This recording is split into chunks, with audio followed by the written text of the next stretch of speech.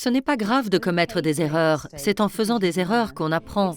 Ce n'est pas grave non plus si quelqu'un les pointe du doigt, car cela vous permet de vous améliorer. Ce qui est grave, en revanche, c'est de vous martyriser pour cela. Il existe 3 types de critiques. Les critiques négatives, les critiques constructives et la pire de toutes, l'autocritique. Je vais vous montrer 3 manières efficaces de les gérer. Commençons par l'autocritique. Cette voix dans votre tête qui vous dit « je n'y arriverai jamais »,« je vais encore commettre une erreur »,« c'est voué à l'échec »,« c'est pas fait pour moi ». Je veux que vous remplaciez cette voix par une voix encourageante, celle d'un proche, quelqu'un qui pense que vous êtes le meilleur. Et je veux que vous l'écoutiez dire « tu peux le faire, tu es formidable, tu excelles dans ce domaine, c'est fait pour toi ». Imaginez que vous êtes un enfant en train de participer à une course à pied. Ne voulez-vous pas que vos parents vous crient « Allez, allez, tu es génial, tu es formidable ».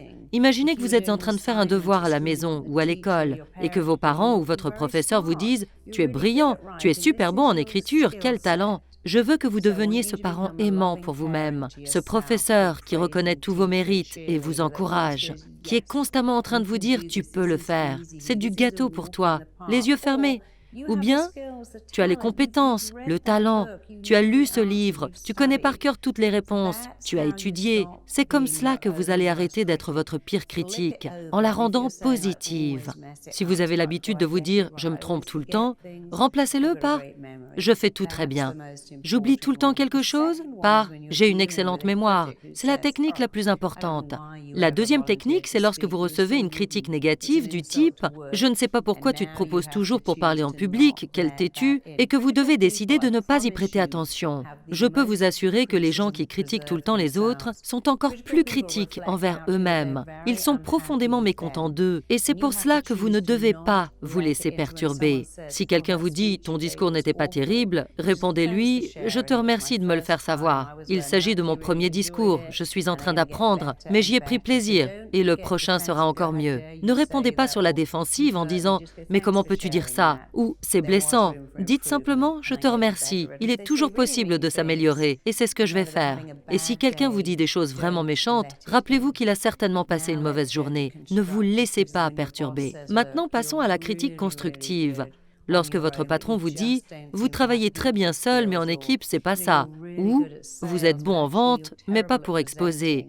Reconnaissez le compliment qui vous a été fait et apprenez du reste. Reconnaissez les critiques constructives.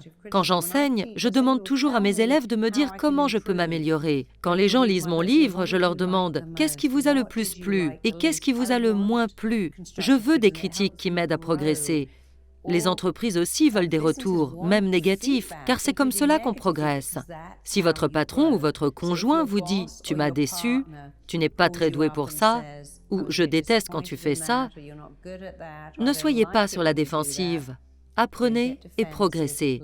Napoléon disait « l'homme qui n'a jamais commis d'erreur est celui qui n'a jamais rien fait ». Ce n'est pas grave de commettre des erreurs, c'est en faisant des erreurs qu'on apprend. Ce n'est pas grave si quelqu'un les pointe du doigt, car cela vous permet de vous améliorer. Ce qui est grave, c'est que vous vous martyrisiez pour cela, que vous soyez cruel envers vous-même à cause de vos erreurs. Si vous commettez une erreur, que vous en tirez une leçon et que vous décidez « je ne le referai plus », vous en sortez grandi. Ce n'est pas grave de commettre des erreurs. Ce qui est grave, c'est de continuer à reproduire les mêmes erreurs et d'être dur avec soi-même. Alors rappelez-vous, ne vous critiquez pas. Ne laissez pas les critiques négatives vous perturber. Apprenez de vos erreurs, sortez-en grandis et permettez que l'on vous fasse des critiques constructives, car cela vous aidera à devenir encore meilleur. Merci de m'avoir écouté.